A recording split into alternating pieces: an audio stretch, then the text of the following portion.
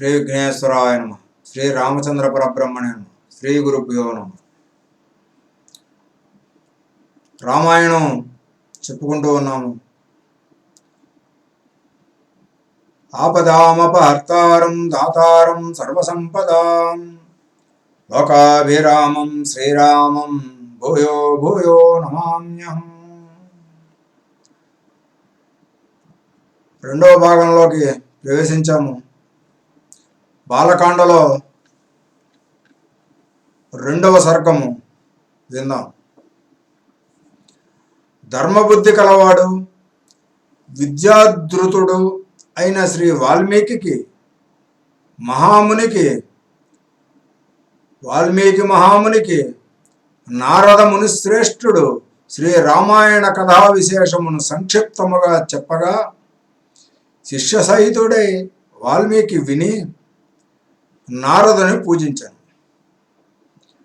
వాల్మీకి ముని చేత దేవర్షి నారదుడు యథోచిత పూజలను అందుకొని సంతోషించిన వాడే వాల్మీకిని ఆనందముతో కౌగిలించుకొని ఆయన అనుమతి పొంది ఆకాశ మార్గమున దేవలోకము చేరాడు. నారదుడు బ్రహ్మలోకమునకు వెడలిన తరువాత వాల్మీకి గంగా నది సమీపమున గల తమసా నది ఒడ్డునకు వచ్చాను. తమసా నది ఒడ్డునకు చేరి బురద లేని రేవును చూచుకొని వాల్మీకి సంతోషముతో తన శిష్యునితో ఇట్లనెను.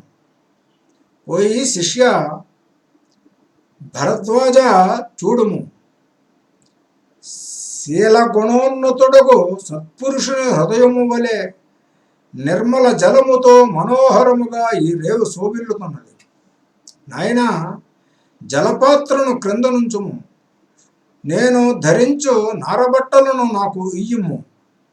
నేను నిర్మలమైన ఈ తమసా నదీ రేవులో స్నాన విధిని పూర్తి చేసుకుందును.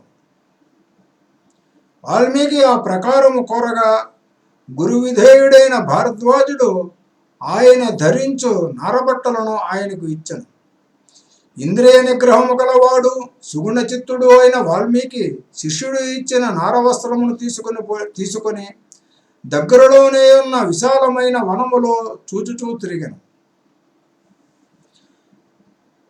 తలుచుకున్నచో శాపము నియ్యగల వాల్మీకి ఆ వనములో ఆనందముతో అన్యోన్యముతో సంచరించుచు రమ్యముగా శబ్దములు చేయుచు ఉల్లాసముగానున్న క్రౌంచ పక్షుల జంటను చూచాను. క్రూరుడు పాప భయము లేని కిరాతకుడొకడు సంకోచించకుండా ఆ క్రౌంచ పక్షుల జంటలలో ఒక దానిని బాణము చే కొట్టగా వాల్మీకి ముని చూచాను. తనతో ఎల్లప్పుడూ ప్రేమతో సంచరించు తన భర్త ఆ విధముగా రక్తసిక్తమై నేలపై పడి విలవిలా కొట్టుకొనుచుండగా క్రౌంచ పక్షి చూచి దీనముగా ఏడ్చాను.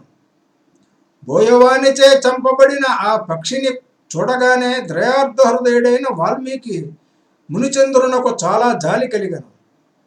అలా రోధించుచున్న క్రౌంచిని చూచి రతికాలమునున్న ఆ జంటలో ఒక పక్షిని ఆ విధముగా చంపుట ధర్మము కాదనుచు దయామయుడు వాల్మీకి నోట ఈ పలుకులు వెలువడినవి. క్రూర కిరాతుడా, దయాహీనుడవై మన్మథకేళియందు పరవశులై ఉన్న జంటలలో మగపక్షిని ఘోరముగా చంపినావు. నీవు కూడా చిరాయువు క్షీణించి ఎంతో కాలము బ్రతుకవు. అలా పలికిన ఆడుపక్షి శోకమును చూచిన నా నోట ఈ మాటలు వెలువడినవి అని వాల్మీకి ఆలోచించసాగాడు. మహాజ్ఞాని అయిన వాల్మీకి ముని తన నోట వెంట వెలువడిన మాటలకు భావమును శిష్యునితో ఈ విధముగా చెప్పాను. నేను విచారముతో నుండగా నా నోట వెలువడిన ఈ వాక్యములు ఛందస్సుతో కూడిన 4 పాదములు కలిగి ఉండి వీణపై పలికించుటకు తగినవై శ్లోకముగా ప్రసిద్ధునందును. వాల్మీకి చెప్పిన ఛందోబద్ధమైన మాటలను ఆలకించి ఆనంద పరవశుడైన శిష్యుని చూచి వాల్మీకి మనస్సు పొంగిపోయాను. తరువాత వాల్మీకి ముని యథావిధి స్నాన విధిని గావించి జరిగిన సంఘటనను గురించి మరల ఆలోచించుచు ఆశ్రమమునకు చేరను. శాస్త్ర పారంగతుడు, మననశీలుడు, వినయ విధేయుడు అయిన శిష్యుడు భారద్వాజుడు జలముతో నిండిన పాత్రను తీసుకొని వాల్మీకిని వెంబడించి వెళ్ళాను. శిష్యునితో కూడి ఆశ్రమము చేరిన వాల్మీకముని కూర్చున్నవాడే కౌంచవృక్ష వృత్తాంతమునే మరల తలుచుకొనుచు ఆ విషయమునే ఆలోచించను. మహాతేజస్వి సృష్టికర్త అయిన చతుర్ముఖ బ్రహ్మ పావన వాల్మీకి మహామునిని సందర్శించుటకై ఆశ్రమమునకు తానే స్వయముగా వచ్చను. పరమపవిత్రుడైన చతుర్ముఖ బ్రహ్మ తన ముందు నిలవగానే ఆశ్చర్యపడిన వాల్మీకి లేచి నిలబడి ప్రీతితో నమస్కరించి తన్మయుడై మౌనముగా ఉండిపోయాను. తనను దర్శింపవచ్చిన బ్రహ్మదేవును వాల్మీకి నమస్కరించి ఆసీనుడను చేసి కుశల ప్రశ్నలు వేసి అర్ఘ్యపాద్యములను సమర్పించి అర్చన చేశాను. బ్రహ్మదేవుడు పూజింపబడి ఉచితాసనముపై తాను ఆసీనుడై వాల్మీకి మునిని కూడా కూర్చుండమని ఆదేశమిచ్చాను. బ్రహ్మదేవుని ఆదేశానుసారము ఆసనమున కూర్చున్న వాల్మీకి మనస్సులో మాత్రము క్రౌంచపక్ష వృత్తాంతమే మెదలసాగినది. క్రౌంచపక్షిని నిష్కారణం ఒక పాపాత్ముడైన బోయవాడు చంపివేసినాడనే విషయమును వాల్మీకి మాత్రము మరువలేక దానినే స్మరించుచుండెను. దుఃఖపరవశుడైన వాల్మీకి బయట ప్రపంచమును మరచిపోయి తన నోట వచ్చిన మానిషాద అనే శ్లోకమును పలుమార్లు గానము చేశాను. వాల్మీకి మహాముని మనసులో మదనపడుట బ్రహ్మదేవుడు గ్రహించి మందహాసము చేసి వాల్మీకితో నీ నోట నిజముగా శ్లోకమే వచ్చినది అని అనెను. ఓయి బ్రహ్మర్షి వాల్మీకి, నా ఇచ్ఛ చేతనే నీ నోట ఈ శ్లోకము వచ్చినది. నీవు శ్రీరామ కథను కావ్యముగా రచింపుము. మాన్య వాల్మీకి ధర్మస్వరూపుడు, లోకములో సద్గుణశాలి, ధర్మజ్ఞుడు, పండితుడు అయిన రాముని గాథను నారద మహర్షి చెప్పినట్లుగా కావ్యముగా కూర్చుము. లక్ష్మణ సహిత శ్రీరాముడు, సీత, భరతుడు, రాక్షసుల కథా వస్తువు నీకు తెలిసినదే కదా. నీకు తెలిసినదే.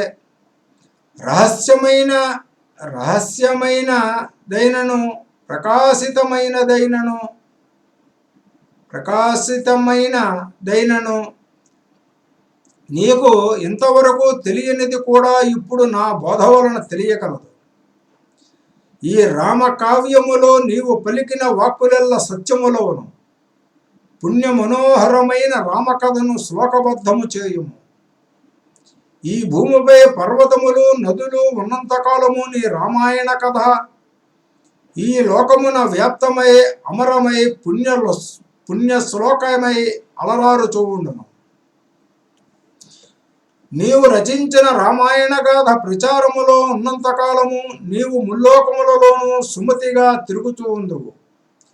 బ్రహ్మదేవుడు ఈ విధముగా పలికి అంతర్ధానము చెందగా వాల్మీకి శిష్యులతో కలిసి చాలా ఆశ్చర్యమును ఆనందమును పొందాను.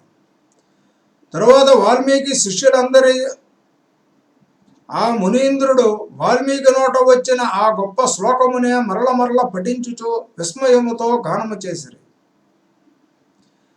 సమసంఖ్యల అక్షరములతో 4 పాదములతో కూడియుండి మహర్షిచే గానము చేయబడిన ఈ శ్లోకము మాటిమాటికి గానము చేయబడుటచే సుశ్లోకముగుచు శ్లోకత్వముందెను. నేను ఈ రామాయణ కావ్యమునంతను ప్రఖ్యాతి చెందినట్లుగా రచించి మానవులనెల్లను ధర్మచింతనతో మొసలునట్లు చేసేదనని వాల్మీకి మహాముని నిశ్చయించుకొనెను. కీర్తివంతుడు, మహావిజ్ఞాని వాల్మీకి పావన రామ సత్కథను మనోహరములైన ఉత్తమములైన వృత్తములతోనూ శబ్దములతోనూ ప్రకాశించుచు సమాక్షరములతో కూడిన శ్లోకములతోనూ రచించను. వాల్మీకి మహాముని రచించిన ఈ రామకథలో రావణ వధలోని సమాసములు, అతి దీర్ఘములు, నాతి దీర్ఘములు, సంధులు, శ్రావ్యములు, శబ్దములు, శాస్త్రసమ్మతములు, వాక్యములు మధురములై అర్థభరితములై ఉన్నవి. ఇట్టి ఈ మహాకావ్యమును వినండి, వినిపించండి, చదివించండి. 2వ సర్గము సమాప్తము. 3వ సర్గము ప్రారంభం. తనకు నారదుడు చెప్పిన సురుచిర మహిమాన్విత రామకథ కంటే మరి ఒకటి ఉన్నదేమోనని వాల్మీకి మదిలో పరిశీలన కాంచను. వాల్మీకి ఆచమనము చేసి తూర్పు దిక్కుగా అగ్రభాగములో ఉండునట్లుగా పరిచిన దర్భలపై కూర్చుని భక్తితో దోసిలి కట్టి దివ్య దృష్టితో రాముని దివ్యగాథను గూర్చి ఆలోచించాను. వాల్మీకి తపప్రభావముచే సీతారామ లక్ష్మణులు దశరథ మహారాజు గురించి, రాముడు రాజ్యములో ఉన్నప్పుడు జరిగిన అన్ని విషయములను, చేసిన కార్యములను కూడా తెలుసుకొనెను. రాముడు జానకితోనూ లక్ష్మణుతోనూ తిరిగినట్టు అరణ్యములో అక్కడనున్నప్పుడు జరిగిన సంఘటనలన్నీ వాల్మీకి వివరముగా తెలుసుకొని యోగదృష్టిచే జ్ఞాననిధి వాల్మీకి రామాదుల వృత్తాంతమంతయు అరచేతలోని ఉసిరికాయ వలె స్పష్టముగా నుండెను. తపప్రభావముచే రామ వృత్తాంతమంతయు తెలుసుకొనిన వాల్మీకి ధర్మ ప్రధానమైన గుణములు ఎక్కువగా కలదియు, అందరికీ చెవులకు మనసుకు ఇంపుగా నుండినదియు, సకల వేదసార సంగ్రహ రూపము కలదియు, లోకాభిరాముని దివ్య చరితమును రచించుటకు ఉపక్రమించను. వాల్మీకి తనకు నారద మహర్షి చెప్పిన విధముగా రామచరితను రచించాను. రాముని జన్మ వైభవమును, అతని మహాపరాక్రమమును, ఓర్పును, సౌందర్యమును, సత్యశీలతను, అందరితోనూ అనుకూలతతో సంచరించుటను వర్ణించను. పూజ్య విశ్వామిత్రుని కలిసినప్పుడు జరిగిన అనేక విషయములను, శివధనుర్భంగ గాథను, జనక మహారాజు కూతురితో పరిణయము ముని వర్ణించను. పరశురామునితో దశరథుని వివాదమును, రాముని గుణసంపదను, రాముని యవరాజ్య పట్టాభిషేక ప్రయత్నము, కైక దుష్ట ఆలోచన వాల్మీకి వర్ణించను. రాముని పట్టాభిషేకమునకు విఘ్నము కలుగుట, కైక దుర్బుద్ధితో రాముడు అరణ్యవాసమునకు పంపబడుట, దుఃఖితుడైన దశరథుడు మరణించుట, ఇవన్నీ వర్ణించను. ప్రజలు దుఃఖించుట, వారినందరినీ రామచంద్రుడు తిరిగి వెనకకు పంపుట, గుహునితో సంభాషణము, రథసారథి సుమంత్రుడు రాముని అరణ్యములలో విడుచుట వర్ణించను. సీతారామ లక్ష్మణుల గంగానదిని దాటుట, భరద్వాజముని కలియుట, ఆయన మాట ప్రకారము చిత్రకూటమునకు వెళ్ళుట వాల్మీకి వర్ణించను. అచ్చట రామాదులు పర్ణశాలల నిర్మించి వాసముండుట అంటే నివాసం ఉండుట, భరతుని రాక రాజ్యమును తీసుకోమని బ్రతమాలుట, రాముడు తిరస్కరించుట, తండ్రి దశరథునకు తర్పణములు ఇచ్చుట వర్ణించాను. రాముని పాదుకులకు పట్టాభిషేకము చేసి భరతుడు నందిగ్రామము నుండి పాలన చేయుట, రాముడు దండకారణ్యము ప్రవేశించుట, అచ్చట విరాధుని చంపుట వర్ణించాను. శరభంగ మహర్షిని రాముడు దర్శించుట, సీత అనసూయతో సంభాషణము చేయుట, ఆమె జానకి పూసుకొనిడే అంగరాగములను ఇచ్చుట వర్ణించను. రాముడు అగస్త్యముని దర్శనము చేసుకొనుట, జటాయువును కలియుట, పంచవటిలో వసించుట, అచ్చట శూర్పణఖను చూచుట వాల్మీకి వర్ణించను. శూర్పణఖతో వివాదము, చెవులు ముక్కు కోసి విరూపము కలిగించుట, కరుడు త్రిశరుడు రాక్షసులను సంహరించుట, రామునికి అపకారము చేయుట రచించను. దుర్బుద్ధి రాక్షసుడు మారీచుని చంపుట, రావణుడు సీతను అపహరించుట, జటాయువును చంపుట, రాముడు సీతకై విలపించుట వర్ణించను. రాముడు కబంధుని చూచుట, పంపానదిని చూచుట, శబరిని కలియుట, హనుమంతుని కలియుట మంజులముగా వాల్మీకి మహాముని వర్ణించను. ఋష్యమోక పర్వతమునకు రాముడు వెళ్ళుట, సుగ్రీవునితో మైత్రి, అతనికి నమ్మకము కలిగించుట, వాలి సుగ్రీవుల యుద్ధము, వాలి సంహరణము వాల్మీకి వర్ణించను. వాలి సంహారము, సుగ్రీవుని రాజుగా చేయుట, సీతను వెదకుట, శ్రీరామ సుగ్రీవుల మధ్య ఒప్పందము, వర్షాకాలము దాటు వరకు యుద్ధము చేయుటకు వేచియుండుట వర్ణించను.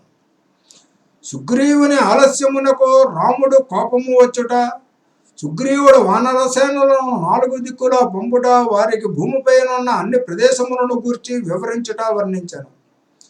హనుమంతునికి తన ఉంగరమును ఇచ్చుట, వృక్షబిలములో ప్రవేశించిన వానరులు సీతను కనుగొనక నిరాశతో ప్రాయోపవేశము చేయు సంకల్పించుట, వారు పంపాదిని చూచుట వర్ణించను. హనుమ మహేంద్ర పర్వతముపై నుండి సునాయాసముగా 100 యోజనముల సముద్రమును దాటుట, మధ్యలో సముద్రుడు ప్రేరేగింపగా వచ్చిన మైనాకుని దర్శనమును వాల్మీకి రచించను. సింహిక మరణము, హనుమంతుడు చేయవలసిన పనిని గూర్చి ఆలోచన చేయుట, రాత్రివేళ లంకలో ప్రవేశించుట వర్ణించను. రావణుని పుష్పక విమానమును హనుమంతుడు చూచుట, మద్యపాన గృహములో రావణాంతఃపురకాంతలను చూచుట, వారున్న పరిస్థితికి సమస్తమును చూచినట్లు వర్ణన చేచను. హనుమంతుడు అశోకవనములో ప్రవేశించి అతడ సీతను చూచుట, రాముడు ఇచ్చిన ఉంగరమును ఆమెకు ఆనవాలుగా ఇచ్చుట, తరువాత రామునిని చూచుట వాల్మీకి రచించను. రాక్షస స్త్రీలు సీతను భయపెట్టుట, త్రిజట సుప్రవృత్తాంతము, సీత హనుమంతునికి చూడామణిని ఇచ్చుట, హనుమంతుడు అశోకవనమును నాశనము చేయుట వర్ణించెను. సీతను విడిచి రాక్షస స్త్రీలు పారిపోవుట, రావణుని భటులను హనుమంతుడు చంపుట, ఇంద్రజిత్తు హనుమను బంధించుట, రావణుని చూచుట, హనుమచే లంకాదహనము వాల్మీకి వర్ణించెను. హనుమ సముద్రమును దాటి తిరిగి వచ్చుట, వానరులు మధువనములో మధువును త్రాగుట, సీత విషయమును చెప్పి చూడమని ఇచ్చి హనుమ రామునికి సంతోషము కలిగించుట వర్ణించెను. రాముడు వానర సేనలతో క్షేమముగా సముద్రమును చేరుట, నలుడు సేతువును నిర్మించుట, రాత్రివేళ లంకానగరమును ముట్టడించుట వాల్మీకి వర్ణించెను. విభీషణునితో రామునకు సంబంధము, రావణవధ ఉపాయమును అతడు రామునికి చెప్పుట, కుంభకర్ణుడు మేఘనాథుడు చంపబడుట వాల్మీకి వర్ణించెను. రావణ సంహారము, జానకి ప్రాప్తి, లంకారాజ్యమునకు విభీషణుని పట్టాభిషేకము, పుష్పక విమాన దర్శనము అన్నింటినీ వాల్మీకి మంచి కావ్యముగా వర్ణించెను.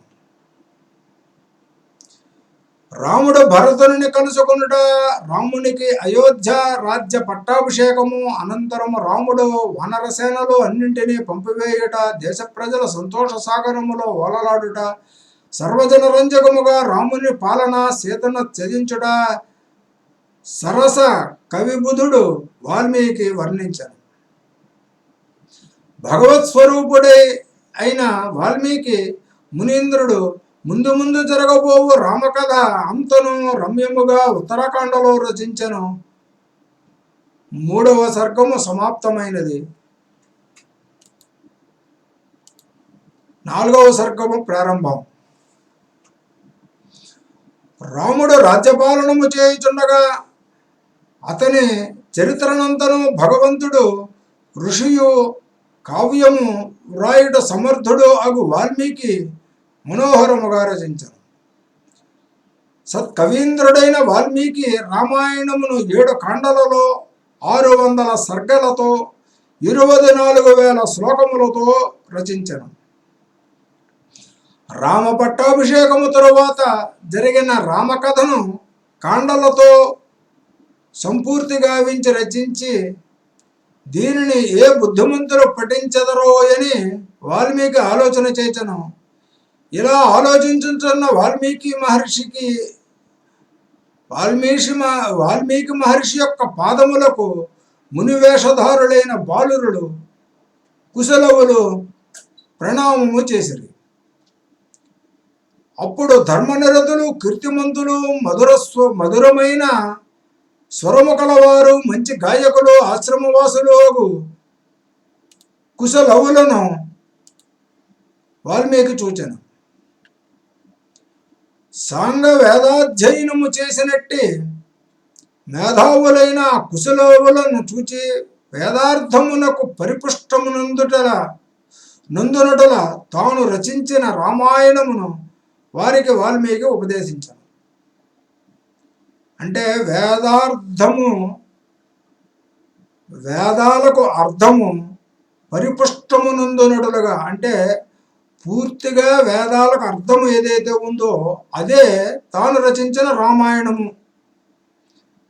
అంటే దీన్ని మనం తిరిగి మాట్లాడుకుంటే రామాయణం అంతా వేదాలకు అర్థము అని వాల్మీకి మహర్షి ఆ కుశలవులకు ఉపదేశించారు. వాల్మీకి శుద్ధ మధుర రామాయణ కావ్యమును సీతాచరితము, పౌలస్య వదనము అను పేర్లతో ఘనముగా రచించారు. ఆ కావ్యములోని సంగీత సాహిత్యములు మధురముగానున్నవి, షడ్జాది సప్తస్వర జాతి లక్షణములు కలిగి ఉన్నవి, వీణతంతులపై లయ కలిపి పాడుటకు అనువుగానున్నవి. సంగీత శాస్త్ర రహస్యమును తెలిసిన ఈ కుశలవులు మానవ రూపము ధరించిన దేవతల వలెనున్నారు. వారి కంఠస్వరము ఎంతగానో ముచ్చటగొల్పుచున్నది. రాముని ఔరసులుగానున్న వారు చక్కగా గానము చేసిరి. ధర్మ ప్రతిపాదితమైన ఆ ఉత్తమ కావ్యమును సావధాన చిత్తులై ఋషులు, ద్విజులు, పండితులు, దేవతలు సమావేశములలో ఆ లవకుశులు మధురముగా గానము చేసి వినిపించిరి. ఒకనాడు ఋషీశ్వరులు, పుణ్యాత్ములు కూర్చున్న సభలో బుద్ధి విశారదులు కుశలవులు రామకథా ప్రబంధమును ఆనందముగా పాడిరి. వారి గానమును వినిన మునులందరూ ఆశ్చర్యపడిపోయి మిక్కిలి సంతోషముతో కనుల నీరు నిండిన వారై బాగు అని వారిని మెచ్చుకునిరి. ధర్మవత్సలులైన ఆ మునికోటి చిత్తముందు ఎంతో సంతోషము కలిగిన వారై గాన కళా పూర్ణులైన కుశలవులను ప్రేమతో ఎంతగానో మెచ్చుకునిరి. గానమాధుర్యము శ్లోకముల ఇంకా మధురము. పూర్వము ఏనాడో జరిగిపోయిన దానిని ఇప్పుడు కళ్ళకు కట్టినట్లుగా పాడుచున్నారు అని పొగడిరి. వారిద్దరూ కంఠములు బాగుగా కలిపి మధుర భావావేశముతో మనోహరముగాను షడ్జాది స్వరముల బద్ధగతిని గానము చేసిరి. మహాతపస్సులైన మునులందరూ ఎంతగానో సంతసించిన వారే కొనియాడుచుండగా కుశలవులు అతి మధురముగా గానము చేసిరి. సంతోషహృదయుడైన ఒక ఋషి వారికి కలశమును, మరి యొక్క మహర్షి నారచీరను బహూకరించాను. పండితులు కృతజ్ఞతలు చూపకుండా ఊరకుందురా. వాల్మీకి రచించిన ఈ అద్భుత రామాయణము రాబోవు కవులందరికీ ఆధారమై అనరారుచుండును. ఈ కథ లోకమున యథాప్రకారము సమాప్తమైనది. రామాయణము వినిన ఆయుస్సు వృద్ధి చెందును, చెవులకు ఇంపుగా నుండును, తుష్టిని కలిగించును, ప్రజలకు ఇహపర సుఖములు కలుగజేయును. అట్టి రామాయణమును అందరి ప్రశంసలు పొందుచు వీధులలోను, రాజమార్గములలోను, ఇతర చోట్ల కుశలవులు గానము చేయుచుండగా ఒకనాడు రాముడు వారి గానము వినుట సంభవించెను. శత్రునాశకుడగు రాముడు గౌరవింపదగిన వారులైన కుశలవులను తన గృహ ప్రాంగణమునకు రప్పించి ఎంతో గౌరవించెను. మంత్రులు సోదరులు సమీపమున కూర్చొని ఉండగా రాముడు బంగారు సింహాసనముపై ఆసీనుడై తేజస్సుతో విరాజిల్లుచుండెను. మంచి రూపముతో రమణీయముగా ప్రకాశించుతున్న ఆ కుశలవ సోదరులను చూచి లక్ష్మణ భరత శత్రుఘ్నుల ఉద్దేశించి రాముడు ఇట్లు పలికెను. దేవతల వంటి తేజస్సు గల వీరు పాడుచున్న పవిత్రమైన ఈ వృత్తాంతమును శ్రద్ధగా వినుడు అని చెప్పి లవకుశులను ఆలపించమనెను.